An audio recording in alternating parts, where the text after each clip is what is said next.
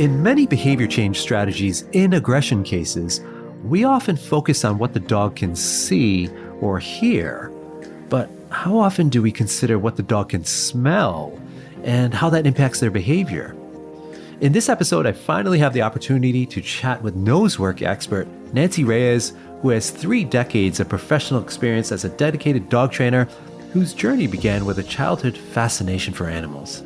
She has generously dedicated her time to working with shelter and rescue dogs throughout the Midwest.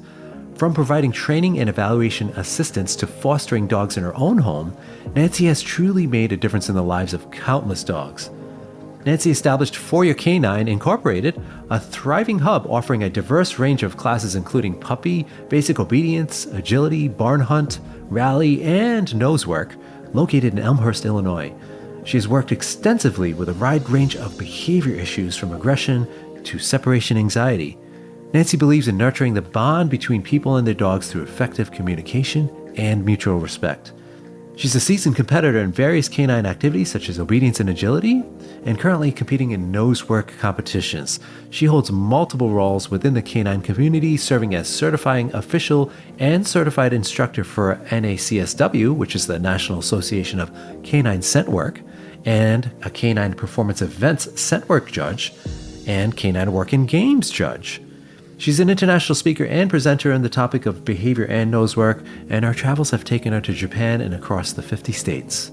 She's also a certified mental management instructor, coaching dog handler teams to achieve their performance goals across a variety of dog sports. Nancy's motto is, "Become a student of the dog." And if you're enjoying the Biting End of the Dog, you can support the podcast by going to aggressivedog.com, where there's a variety of resources to learn more about helping dogs with aggression issues, including the upcoming Aggression in Dogs Conference, happening from October 11th to 13th, 2024 in Scottsdale, Arizona, with both in-person and online options. You can also learn more about the Aggression in Dogs Master Course, which is the most comprehensive course available anywhere in the world for learning how to work with and help dogs with aggression issues. I also have a wide variety of webinars, upcoming courses, videos, and articles, all from the foremost experts in training and behavior. We are your one-stop shop for all things related to aggression in dogs. Hey everyone, welcome back to the Biting End of the Dog. This week we're going to be talking about nose work, and I have none other than Nancy Reyes here, who is an expert on that topic amongst many other things. So welcome to the show, Nancy. Thank you. I'm so excited to be here. So I want to jump right in because this may be a topic that might not be as familiar to some of our listeners and some might be deeply involved. So first, let's start off what is nose work? Well, nose work is a dog sport that was emulated from detection work. So back, I think it's 2006-07 in California, Jill Murray O'Brien, Amy Hero, and Ron Gaunt started working with shelter dogs to help them with enrichment in that shelter environment. And then they had some small classes doing nose work and so on. And it became a little bit picked up there out in California. And then in 2010, they started to take it on the road a little bit. People were starting to get interested. They heard all about it. And they went to the East Coast. Then they came out to my facility in the Midwest here in 2010. And life has never been the same after that. It's just become this great, wonderful sport that all of us participate in. And again, it's mimics detection work. Obviously, we can't search for drugs or anything like that, like the detection dogs do. So they start with essential oils that we search for: birch, anise, and clove. So they chose those odors, and that's what the sport's been based on. And here we are quite a few years later, and it's a huge, huge sport. A lot of people participate in it, and it's been a game changer for a lot of us that are in the dog sport world. Yeah, so it sounds like it's really branched out quite a bit, and there's an official association now, right, for nose work? Yes, Amy and Jill and Ron developed the National Association for Canine Scent Work, NACSW. Since then, they were the only game in town for a very long time, and now, the other venues have picked it up, the AKC, UKC, and so on. So, yeah, it's huge. But there is an official, yes, they are the official originators of the sport of nose work. And I got to dabble in one of those classes when I was out in Lake Tahoe. There was this beautiful dog camp there. And there was a class for that, and one of the instructors was showing with the different scents you had just mentioned. And I thought it was fascinating because just watching those dogs work was a lot different, of course, than the work I do with aggression cases. And it had me thinking, there's a lot of different activities dogs will use their noses for, in the sense of us humans, like, oh, let's go do this, X, Y, or Z. So you mentioned tracking and drug detection and nose work. Can you just kind of give us a brief overview of like the different categories? And when we think about that, that'll help us sort of wrap our mind around all those different categories. Like, say, like somebody wants to do certain work, what would they be looking for? Sure. With nose work, we are looking for scents and we go to different environments. So that's one way where they can use their nose. Then there's also barn hunt, a little bit more regular in that the scene or the environment is pretty much the same. It's a certain square footage of area with hay bales in it. And they're looking for a rat in a tube. So they get to use their nose there. The difference with barn hunt is the environment's pretty much the same all the time. Like in nose work, we go out to the outside, inside vehicles, and we go to different areas. Barn hunt, it's a specific space, and this is how it goes. And tracking has been around for a very long time, even before nose work. You go and you find articles and you just follow. Human scent is what you're doing there. And that's been around a very long time. The challenge with tracking, obviously, is always finding the space to do it. You've got to have a big field. The weather can be very challenging for folks to be out in the different elements, even though the tracking tests, they're going to be held no matter what the weather is. But tracking's been one of the first scent sports, if you will, from many, many years ago. And then nose work has just made it easier for mostly everybody to do it. It's made it more available for the rest of us to do it. If those of us that don't want to be out in the field in the morning, walking long tracks and things like that. So it just made it more available for us to do. The other thing is nose work, all the other sports, agility, obedience, they are coming into our world. We are telling them what to do, and this is how it goes. In scent work, nose work, barn hunt, tracking, we are going into their world. And I think that's what makes it so challenging, because they have such a better scent ability than we do. And they're the ones that run the game in that one, which is hard for some of us that are used to controlling kind of what they do. So nose work becomes a little more challenging for the handler. The dogs, it's so natural for them. That's what they do. They sniff and they work, they use their nose all the time, every day, all their lives. It's the first thing they do when they're born, last thing they do when they pass, unless it's an illness that affects that particular sense. But most of the time, they're really great at scenting, better than we can possibly ever imagine.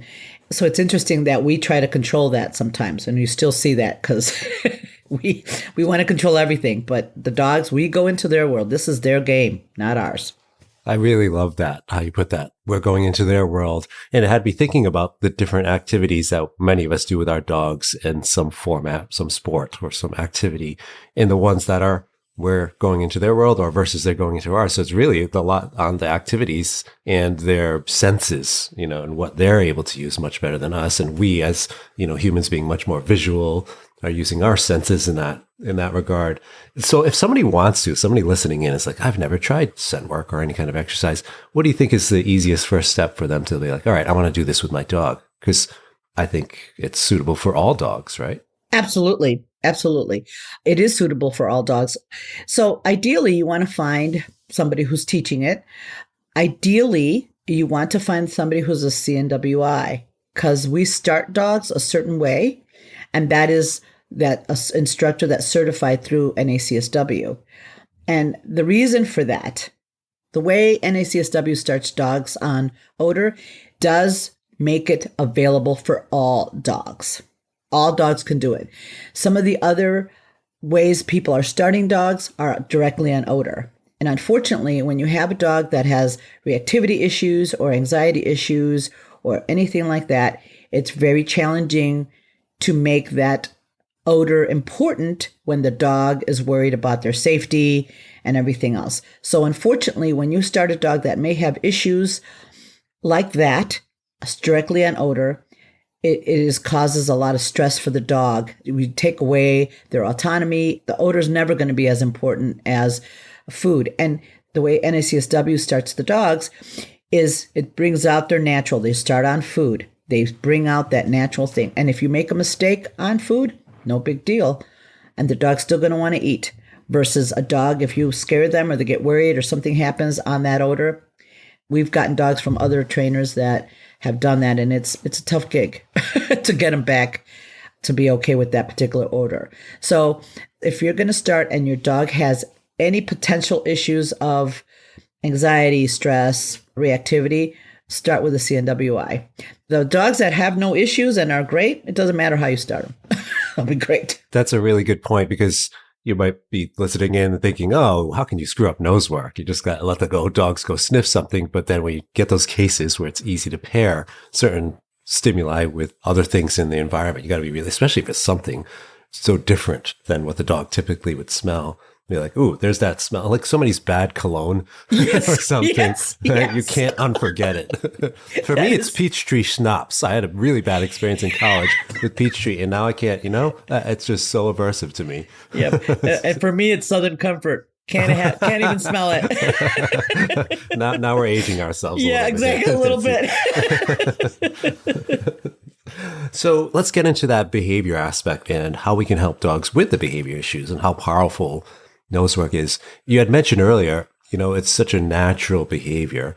Obviously smelling stuff for dogs is a naturally occurring behavior versus some of the other activities which may not be in their natural repertoire that we could be incorporating in an aggression case. So how would you start? Like if, let's say, and you've done this a lot with dogs that have reactivity issues, like what's the first thing to start with? Where do you start with? Like, how can we help this dog feel better about the environment they're in? Right. So with the dogs that have reactivity, that usually in many cases have anxiety issues as well, is the first thing is safety. The environment should be set up where they can feel safe, which is one of the hallmarks of what NACSW does, where it's one dog at a time. One dog works at a time. All the other dogs in the class are crated. Or if you're doing a private lesson, it doesn't matter. The dog's by himself anyway. So that's the number one, is make sure that environment is safe for the dog. Because if it isn't, it's going to be tough. So we've had cases where the dog at our facility, too much noise, they can't handle it. So we then do a private lesson because the class setting might be too much. So it's very dog dependent. So you'd have to kind of see. So that's the first thing, set up a safe environment for the dog. And safety is important because if the dog is too anxious, a lot of dogs, as some of you know, may not eat in an environment that's worrisome or stressful. They won't eat. And so that's why when we start them on food. So hopefully they feel safe enough to eat. Because if they don't, then you have to back it even more. But let's say the environment's safe, they feel good about it, they're eating. Then we start with food in a box because it's pretty straightforward. In an open box, you put the food down in the box, the dog goes and finds it, and just get him acclimated to finding food in the box because it's not the norm. For most dogs aren't looking for food in the box, right? So you put that. Once they start getting comfortable with easy, you put it down, the dog goes to it, so on and so forth. Very independently of the handler. The handler's not really involved at this point. The dog's just going out there and looking for it. Then you can start moving the box and putting it where the dog has to actually look for it. So, because if you think about it, our dogs don't really have to look for food. They just have to go to the kitchen and go, hey, it's mealtime, let's do this, right? They're not hunting for their food like they would in a more rural setting or an environment where there are free-roaming dogs that they find food wherever. Our pet dogs don't really have to do that. So it's interesting how some dogs are like, I should hunt for this? Why should I look for food? It's usually it's available all the time. So getting them looking for it and working out that, bringing in that natural ability to hunt and search for food, really important. So that's why we start them on food and we get them problem solving, which helps build confidence and autonomy, and it helps calm them down. So if you want to start, that's the easiest way to start. You can start them in your home, in a quiet setting. You can do a little bit of, just introducing that to them. And then as you progress, you can make a scent problem. You can move the food and you can make it a little harder as you progress that. So I want to just jump back to a few different things just to clarify that when you say box, it could be anybody's like Amazon cardboard box with food in it. Okay. Absolutely. And some dogs may have sensitivities to the box moving. So you could just use a lid, like a shoebox lid. even though I don't know if they make those anymore. A shoebox. They don't detach anymore, I think. Exactly. It's all fancy. Yeah, like exactly. clamshells. Yeah, exactly. So, but you could put a low profile box and you could put that in there. It doesn't matter what you put it in as long as the dog's comfortable putting his head in there. Because you might have dogs that are a little sensitive to not wanting to put their head in the box. So you can adjust it. It doesn't matter. Okay, the goal is for the dog to go out and look for the food and hunt for the food. That's the first part of it. That is the most important part, right? Getting the dogs, because that's what builds the dog's autonomy and confidence and problem-solving skills, which then really progress into helping with anxiety and helps calm the brain.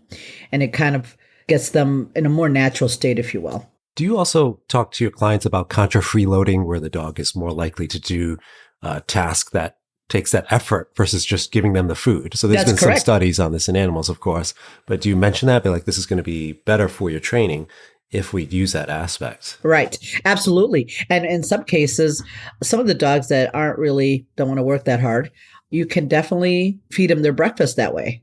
Have to hunt for their breakfast and play that game with them in their breakfast. This is really great if you have a very active dog, young puppy that's active and busy. Having them search and hunt for their food in the morning will give you a nice little midday calmness, because it does help calm them down and just give them that mental exercise that is actually sometimes more important than physical exercise, right?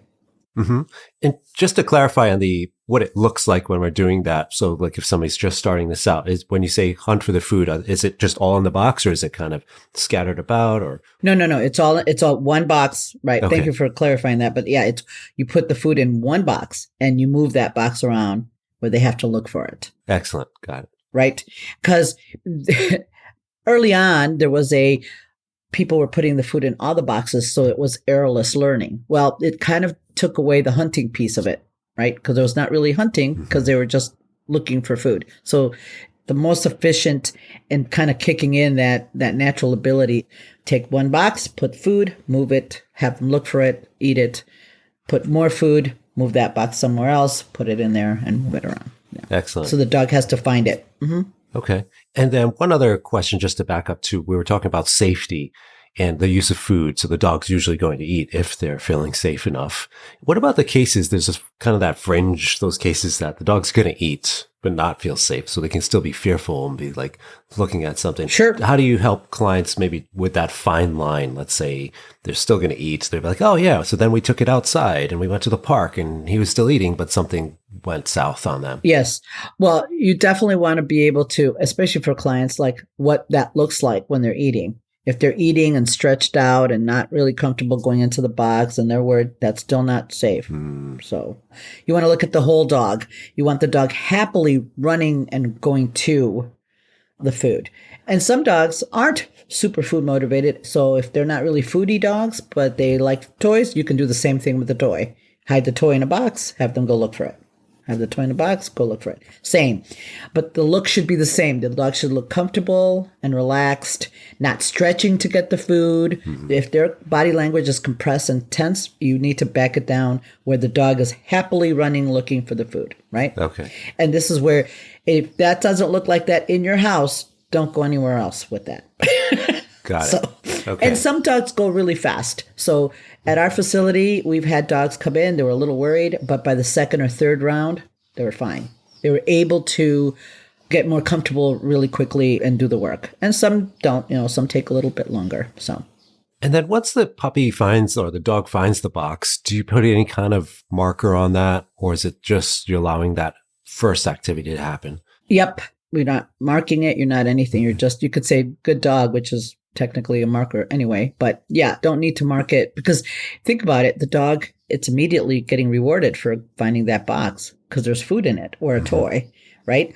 It's immediate reinforcement. Like they find it, boom, they get that reinforcement immediately. And we can argue that the dopamine hit happens before that. So the activity of going to seek for that box, right? Exactly right. Yes. And that's what you want, that excitement to do that work and go and search. And with some of the dogs that have had anxiety or have anxiety or reactivity, that is such a beautiful progression because you see the dog just blossom so quickly. Back in the day, when I worked with a lot of the behavior cases, we tried to do agility and some of the other sports that were available. but agility is a pretty highly aroused sport. So for dogs that have reactivity issue or a lot of anxiety, agility probably wasn't going to be a great option. So nose work gives them, it's calm, it's more relaxed. They progress so quickly in many cases. All right. So now we've got a nice foundation of how we start with this. Let's talk about that reactive or fearful dog. And we get this nice baseline. We start getting them engaged in using their nose and how to start searching for things. How do we start to transition to like, how is this going to help this dog out in the real world with their issues? So what would be like a next step? Like you're working with a client, their dog maybe has some reactivity issues to, let's say, other dogs out in the world. And we've got them engaged and starting to get both the client and the dog are really starting to understand this foundational aspect of nose work. What's the next step to start transitioning? So the reason we start on the boxes, because the boxes are a cue, like this is what's going to happen. So I've had a couple of reactive dogs that when they go on their walk, so we ask the client to say, hey, why don't you do a little bit of nose work, a couple searches before you go on your walk. That helps calm the brain, reduce that anxiety. So when they go out to do a walk, the dog is in a better state to be less reactive, right? Not going to be 100%, but it's going to help. And so that's kind of where I would start with a reactive dog. That's what I've done with a few of my clients. Let's do some searching prior to his walk. And then you're going to do all the other counter conditioning things, right? Shorten the walk, make sure that the dog is comfortable, do all the other things that you would do for this reactive dog, and then add this part of the nose work and then go for a walk. And this is measurable, right? Because you should see the dog be less vigilant and more relaxed during his walk. You should be able to immediately see that. And if you don't, then we may not be ready for that long walk, or you might have to shorten it, go a couple houses and then come back, do a little bit more nose work and things like that. Because this is pretty measurable. You should be able to see the dog kind of be more relaxed as they go out for their walk. Mm-hmm. And do you put anything on cue where you're saying go sniff or anything like that? Like, what does the setup look like? Yeah, after a while, because for some dogs, you can take it on the road. You can take a few boxes, go to the park, do the same thing. The dog's going to be like, oh, we're doing this sport. And you could say, go sniff, find it, whatever it is. At some point, you can put a cue on it. You may not go for walks. You may just go to another area where there might be some dogs in the distance and do some nose work. Mm-hmm. The boxes are just a big cue in the beginning. After a while, you can condense it down to a small container with food to make it easier for transport once the dog really understands what the game is. So it's almost serving as like a safety cue in a sense that the dog's like, when you see this box, we're going to keep you safe and you can engage in this activity you feel safe with. Yep. And it keeps their brain occupied working on solving those problems, which then helps them. Being so vigilant on the other dogs isn't such a priority, right? Mm-hmm. I'm not going to say they're not going to still be looking around and checking it, but they can get back to work and they can let that go. And that's what you see, and that's so nice, right? I've had some extremely reactive dogs. They could be searching. A dog can pass a few feet away, and the dog just goes, he may acknowledge it, but he'll go back to doing his thing, which is amazing. And it just reduces all that reactivity. And then going back and forth in a class, you should see that decrease in reactivity going back to their crate or whatever it is. So it's pretty marked. Like I said, when you do the nose work in the house and you take him out for a walk, the dog should be looking a lot more relaxed. Not a lot, but more relaxed than he was before, right? Tracking the data through body language and behavior. Yep. In other words, the setup is the dog on a long line or just on a 6 foot with the client? Well, if you're just working on the reactivity piece, I recommend a 6 foot just to keep the dog from making bad choices, especially if you're out and about. It's okay. At some point, once the dog's more comfortable, you can probably transition to a longer line. But with dogs that have reactivity anxiety, you still have to provide some kind of safety for them. Being that support, being on leash, even though you're not really guiding them, they need to know that you're there. For some dogs, that's very, very important. So staying close to the dog, but I'm assuming on a loose leash, we're just following along where the dog goes, so we're not putting any tension on that leash. Correct? Right. Okay. Right. So the dog knows you're there, but not worried that he's all by himself and all that. Because in a class setting, we do a lot of off leash, but it's usually a smaller area. Mm-hmm. It's off leash, so the dog has that autonomy. But outside can be more anxiety producing being outside and seeing other dogs. You want to make sure the dog understands that the safety thing is still a thing. You have to keep them safe. Even though in-house or in a training scenario, they can be off leash just fine and because they're safe then. But outside, if they're still going to be worried, especially if you live in a very busy doggy area, you want to make sure that the dog knows, hey, he's safe here. It's not going to be a problem. Okay. I'm following along, I think, pretty nicely here. So I want to talk about, let's use a mock case. We've got let's say a dog, Labrador. Let's use a Labrador named Jimmy. Jimmy has issues with other dogs at a distance. And the client lives in a nice apartment across the street from this beautiful park they can go to and practice. So they have the space. So they do some baseline stuff in the home to get that sort of initial calmness you were talking about in the home. So they do a little bit of nose work first at home, start off, and then they go to the park in the next 10, 15 minutes later, right? Mm-hmm. And they're working with Jimmy, but they bring the boxes or their food containers with them. So what does that look like in the setup there? Do they bring the containers and leave them? Because you don't want to bring them too close to other dogs, of course, because that could be a problem. Yeah. And do you hide them, or do you make it, how difficult do you make it for a dog like Jimmy? No, for a dog like Jimmy that's got reactivity, the box, when he comes out, he should see the boxes and know immediately this is what he's going to do. Okay.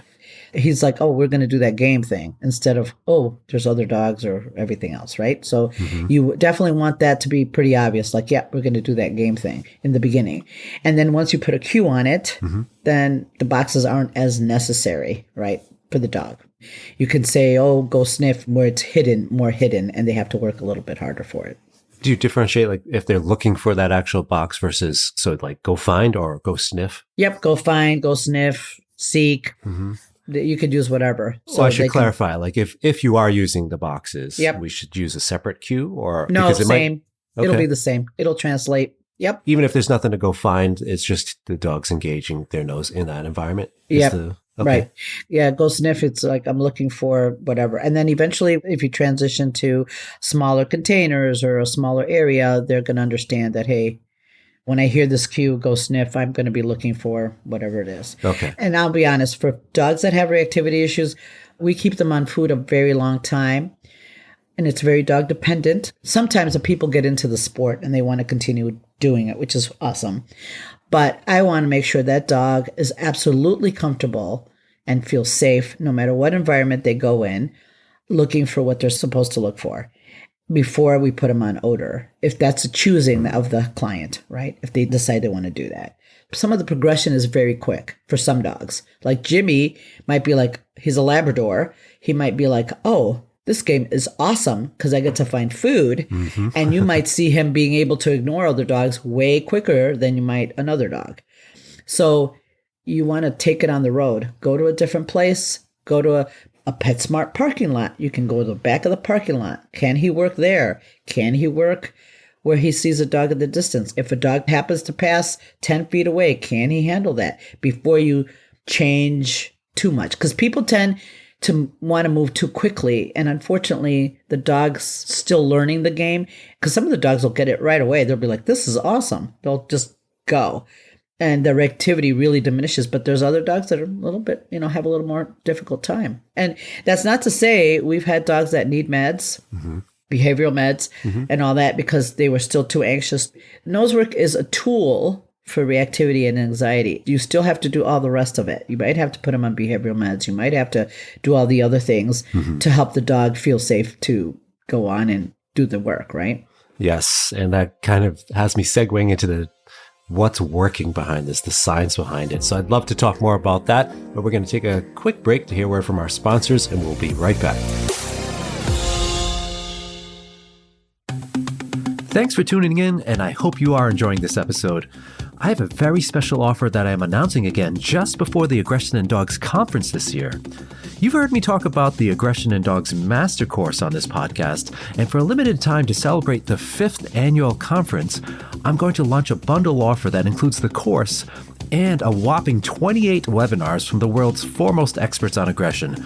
Yes, that's all of the webinars. The webinars alone would typically cost more than $900 to purchase together, but I'm including them for free in this special bundle deal with the all-new Aggression in Dogs Master Course. That's right, I've updated the Master Course in 2024 with the latest advances in modern training and understanding of behavior. And just some of the topics for the webinars include how to break up a dogfight, assessing canine posture and movement, the genetics of aggression, dog-to-cat aggression, dog-to-child directed aggression, and treat and retreat with some of the most respected behavior pros in our field, including Suzanne Clothier, Grisha Stewart, Dr. Amy Cook, Dr. Christina Spalding, Laura Monaco Torelli, Jen Shryock, Trish McMillan, Dr. Tim Lewis, just to name a few.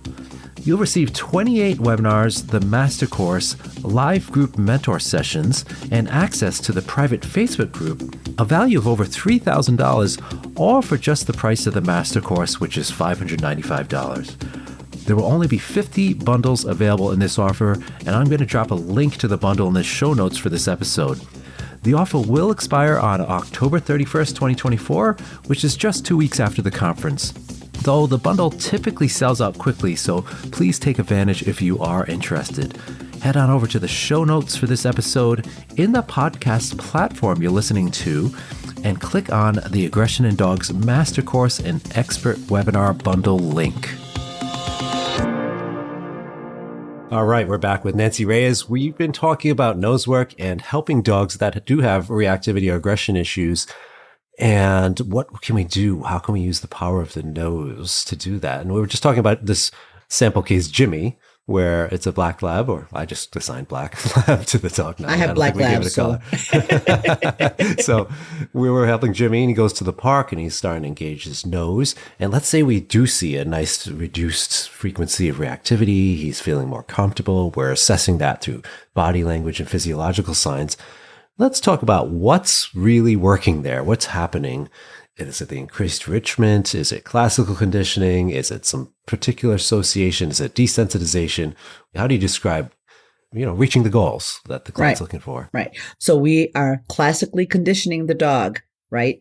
I know there's a big movement of people wanting to start with operant conditioning on scent work, but it's not the same. When it's classically conditioned to go find food and you make that association, if you decide to go on odor brings the food, that seems to be so much more powerful for the dog.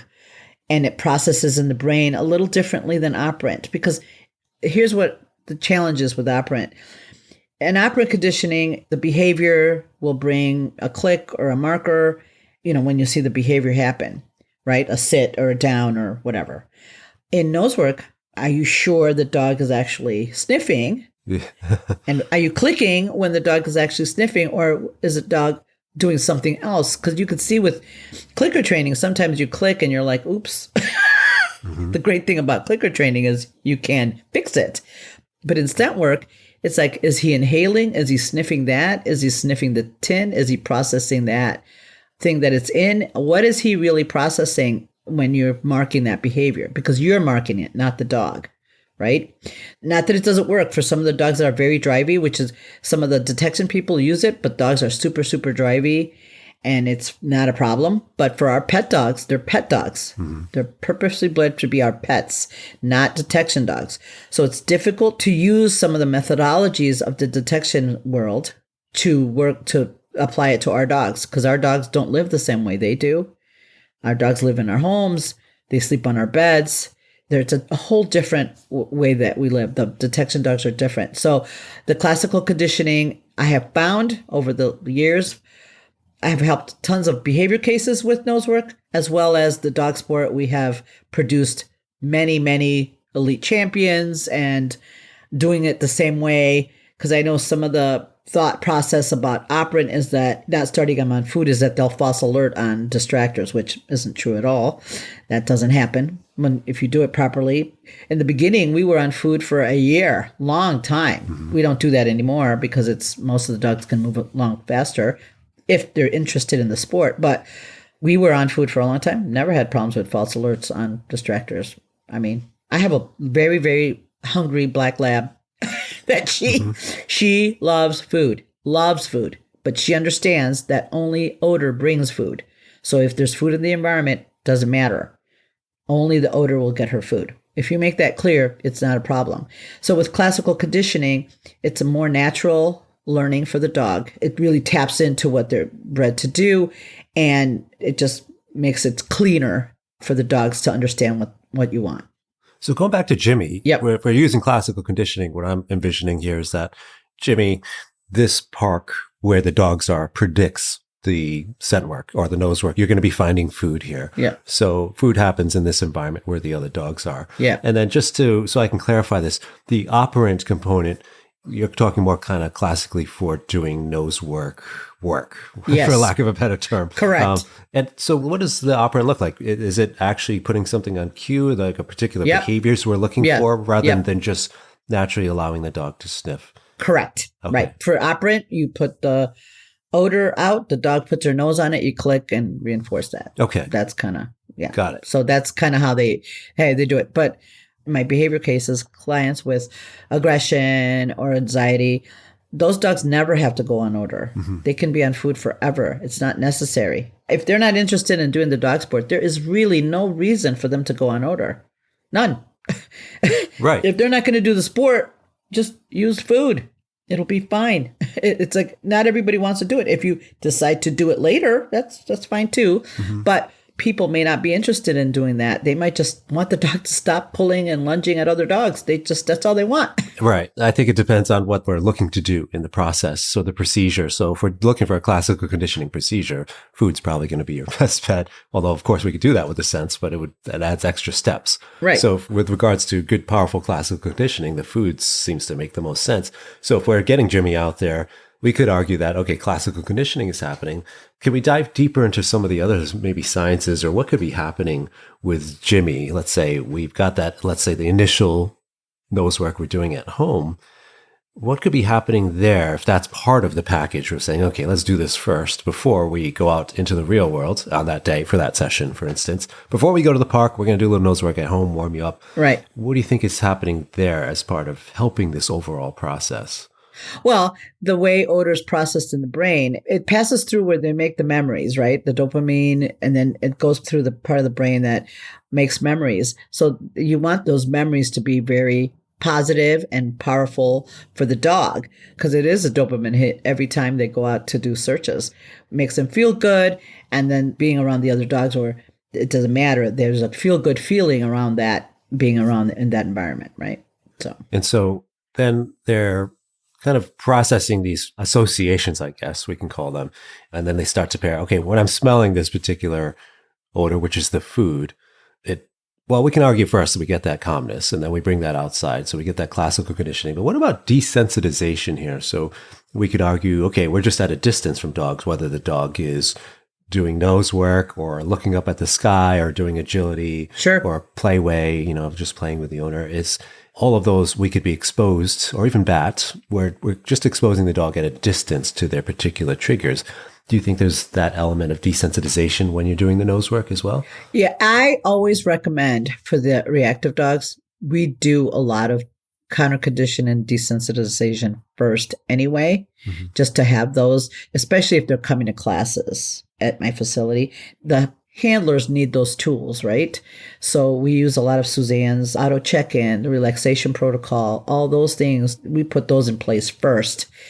Then we add the nose work. We have found that combination of tools has worked best for us. Suzanne's auto check-in is a very powerful tool.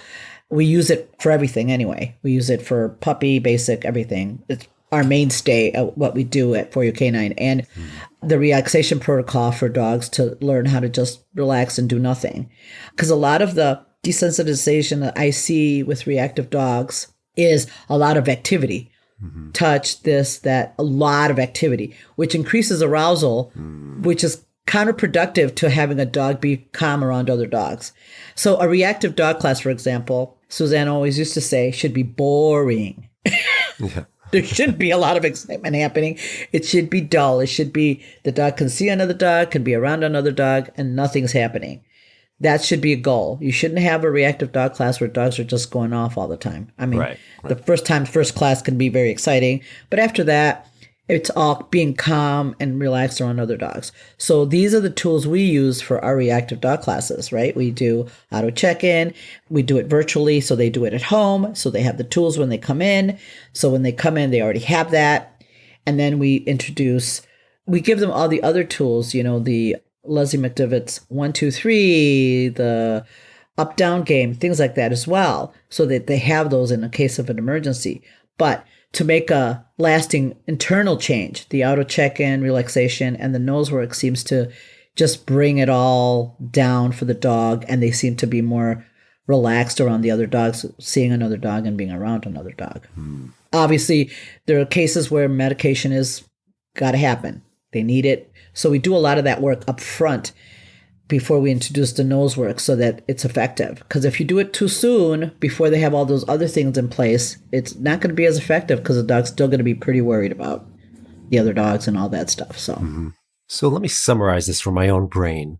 For me, it sounds like such a great bang for your buck, meaning you're getting so many benefits in one exercise or kind of like this. So like for Jimmy, we're meeting his needs, because he's a lab that likes food. That's so like a breed specific trait, which is kind of silly to say because it is a lab, but enrichment is really what I was thinking of. It's something we didn't kind of focus on as much yet. It's the enrichment components. You're meeting needs, you're providing enrichment, you're providing safety. We're doing classical conditioning or classical counter conditioning, technically, if we're exposing the dog in those environments and it's paired with food. Yep. And we are also doing desensitization if we're doing it at a distance. And the dog's like, okay, these things are around in the environment, right, but they're typically provocative stimuli. So we're exposing the dog to those things.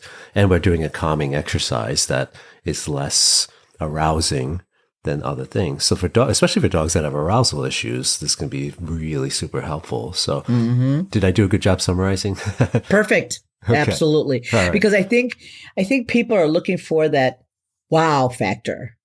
Wow, this is when you have a reactive dog. Wow should not be ever what you're looking for. You should be looking for he's calm, he's relaxed around the other dogs, because being aroused around the other dog, it's like some dogs have a longer fuse than others, and some dogs it's just they don't need all that arousal. And I think people look, that's all that activity. I remember I had a client that went to another trainer on a reactive dog before she came to our reactive dog class, and she was doing touch and spin and all this activity, and I'm like, oh my God, that is exhausting. First of all, for the dog. Second, for the handler, having to keep the dog busy so that he ignores all the other dogs. That is, wow, hard. For most people it is almost impossible for a pet owner to sustain that. It's hard. So teaching the dog that sometimes nothing's happening and there might be a dog there is okay. Sometimes nothing is happening is good. Yeah. It's interesting. It's kind of like the evolution of our dog training community and where things, because technically, look at me, watch me spin, touch, all of those are beautiful alternative behaviors. And when they've been trained with positive reinforcement, we can also argue that classical conditioning is occurring because the dog's like, okay, I can do these behaviors when I see those other dogs in the park. And so it's reinforcing for the handler because the dog's not barking and lunging and having issues if they're engaging in touch and spin. So totally understand that. But I think we've evolved to also learning that we need to watch for the arousal levels. Even though we might be sticking with 2 positive balanced emotional exercises, it could be fun with your handler or it could be, nose work. But for me, just observing dogs out there in the world, and you see the activities of dogs that are really not reacting to anything. It's the dogs that are free roaming and just sniffing, and using their nose and engaging in natural behaviors, not, as you had mentioned in the beginning of the show, which I loved, where we're going to their world. And if they're in their world and they're feeling safe in their world, it's different than bringing them into our world, and we're still keeping them safe and still using reinforcers. Sure. 2 kind of different things. Right. I love that we talked about that. Yeah, because it's their world. They sniff everything. We're just there to observe what they observe.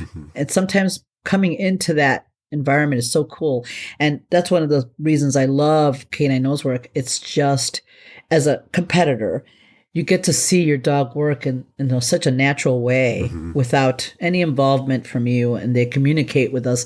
And I did agility for many years, but nose work, it's different, the bond that you build with the dog, because you really get to know them really well versus the other things. Not that I don't enjoy the other sports still, because I still do, but I find that nose work I get to just observe and watch, which we don't do enough of as pet owners, I don't think.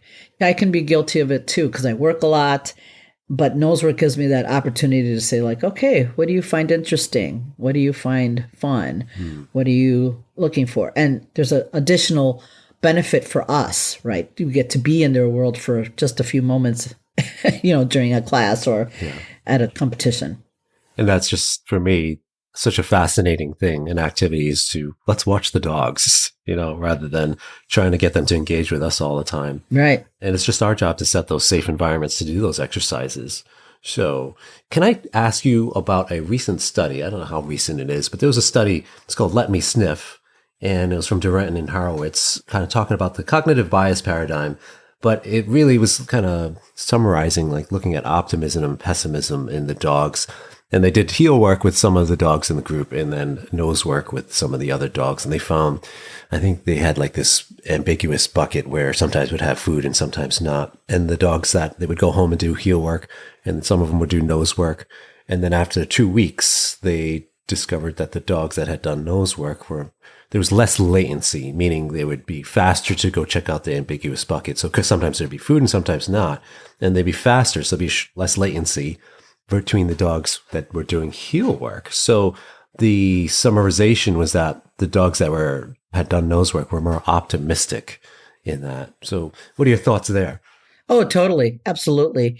And again, those two activities, one is a dog-driven activity and the other one isn't. So if you think about it, the dog's doing nose work, they are the ones checking it out and making that discovery of food or not. Versus heel work, we're telling them what to do and how to navigate it. So they're waiting for us to give them that instruction or learn that pattern, right? Where in nose work, they have the agency to go check that out. So there's a confidence building there too, which helps with being optimistic and more positive, and their world is a lot more fun, if you will, because they're actually able to make those discoveries on their own. We're not telling them to go find it, or we can tell them to go find it, but look what I found. And that's why dogs that tend to have anxiety with nose work, they tend to be a lot more confident in the world. They're more confident to go check out things and explore things versus, being scared and not wanting to enjoy the environment. So that's why it's so important that dogs in nose work have that agency to do the work, right? We're there to support. They are doing all that work. They're figuring stuff out. And if you think about it, when we figure something out, right, and we figure out a problem, it's going to stick. It really sticks because we figured it out ourselves versus somebody telling us how to do that, right? Right. It's different. It's a different part of the brain that gets activated there. Yes. The way I wrap my mind around this is like when we think about cognition and how humans learn things, as children and all through development, we see things and we just sort of like cataloging, like, we have our photos in our phone, like we're taking photos constantly in our brains deciding this was safe, that was not safe. And we're just through our life taking these snapshots of certain situations or pictures or stimuli. With dogs, it just makes me wonder how much that olfactory aspect comes in and just how powerful it is, how much they're cataloging those things through their scent. So I remember this scent and it was a safe environment. I remember that one, it wasn't so safe. It just, it fascinates me thinking about that and how much they're taking in with their nose. Right. Well, and the olfactory bulb in the dog's brain is huge compared to ours. Somebody gave a really good example. Their olfactory abilities are like a 8.5 by 11 paper. Ours is a postage stamp. And that is absolutely true. What they can suss out in an environment is huge. That's why it's like, oh, he didn't know the odor was there. Oh, no. Yeah. He did, right? He knew there was maybe soap over here and there's a cookie over here. And those of you who have hounds, I have a beagle and had a beagle before. I told my husband, make sure that you don't drop any kibble because if it gets under the fridge, we're going to have to move it because she's not going to let it go. And sure enough, that's exactly what happened. The kibble slipped under that fridge. That dog, the minute she walked in that room, she goes, I know where it's at and I really want it. And guess what? We had to move that fridge to get that piece of kibble out because she wasn't going to let it go. Their sense of smell is amazing. And how they, like you said, how they process it, if it's positive or negative. So I used to always say, there's no way you can mess up nose work for the dog because they love it so much. Oh, yeah, there is. Oh, yeah, there is. Because we're humans. We can't help ourselves. We're going to try to want to get involved. And so that's how you can make a very negative association in nose work. And unfortunately, I see that happen where the people get so intense about it and make it not fun for the dog. And then the dog's like, I really don't want to find it because this game stinks. Well, tell me more about what that looks like. What's a problem that can happen? So people that tend to want to be more involved, like find it here, they put a lot of pressure on the dog doing the searches the way they want. Okay. Right. Got it. Again, from the detection world, that's kind of how they have to do it. But they have to do it that way because they have to go to court and prove that this dog was correct. Right. We don't have to go to court. And so when we put that pressure or check here and forcing them to, like somebody telling you, come on, check over there, check over here, check over there. After a while, I'm like, well, that's not fun at all. Right? It's not fun. You're like, oh God. And you can see the dog's drive diminish. Yeah. Because that contingency is reinforcement from the handler for finding that scent versus just letting the dog explore the world. Right. Two different things. Two different things. Absolutely. And we've heard that word confidence. I see it often when we're talking about nose work. What does that look like, though? Because the behaviorists might be like, how do you operationalize confidence? Like, right. How do you know when the dog is showing confidence? And is it the nose work doing that? Yeah. Or is it just desensitization? So what's your argument for that? The way I measure it, right, confidence, if you will, is the dog's interest and ability to work independently of their handler. For example, if you have a dog that comes in and they don't want to be too far away, they're a little worried, they're not very exploratory, you could see the dog's not sure about checking things out. And then after a few sessions of nose work, that dog's like, hold my beer, I'm going to go and check that and find that, right? So that's what that confidence looks like, right? It just looks like the dog's like safety. And it looks different than counter conditioning because counter conditioning is still contingent on the handler, right? In many cases. In this case, the dog's like, yeah, I know what I'm doing because they're able to have that freedom. So it looks, I don't know, I guess it's hard to put it in scientific terms, but you could see the dog just like, yeah, I can do this without you. Versus the counter conditioning one, it's still very contingent on you. Good distinction. It's very different. It's like the dog's like, I got this, just keep up. And they wait for us to get there. They tell us, come over here and feed me because I found it. Versus with the counter conditioning, you're like, okay, you got to be there. Are you coming? There's a lot of other things that the dog needs to have there to be able to do that. So, because before nose work, that's what I did is a lot of counter conditioning. And, that's what we did then. That's all we had. So nose work, you see that it just goes quickly, more exponentially, and it becomes more of who the dog is. I guess it's the dog becoming more of who that dog is, whatever that is. It's in different stages. Some dogs, they really come out of their shell and they're great. And other dogs, they might come out a little bit more, but not, everybody is going to be in a different place and limited by their genetics and everything else that's there. So it's not like every dog's going to be like, wow, this is great. You're going to have some dogs that are like, this is as good as it gets. I still need you to be with me, but I can do this now better than I could before, right?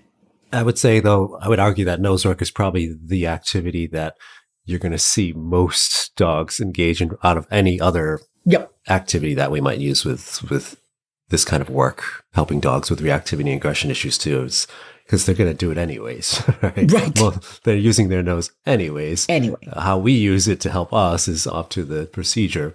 And that has me thinking that nose work, out of all the things we might ask to do versus, playing certain activities or engaging in certain exercises, whether it's a particular protocol that we're using, it's probably most likely for your clients to participate in that kind of activity, right? Well, versus asking them to do many things, because it can be fun for them as well. It's a fun activity for the client to incorporate that in their work with like a reactive dog out in the park. And we're putting in, nose work and sniffing versus some of the other protocols. Would you agree?